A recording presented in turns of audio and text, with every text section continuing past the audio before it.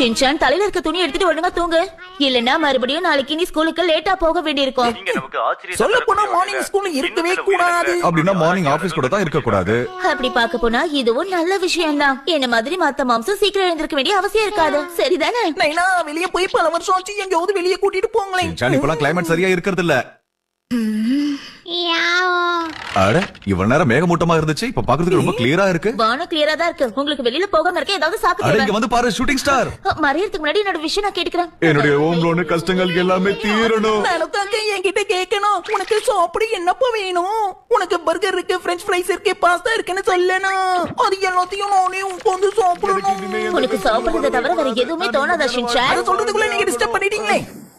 எனக்கு ஆபீஸ்ல சீக்கிரமா ப்ரமோஷன் கிடைக்கணும். நல்ல ஆனா இந்த ஷூட்டிங் ஸ்டார் ஏன் விசித்திரமா போகுது? ஒருவேளை நட்சத்திரங்களுக்கு இடையில தொலைஞ்சு போச்சா? நீ என்ன பேசுற மிட்சி?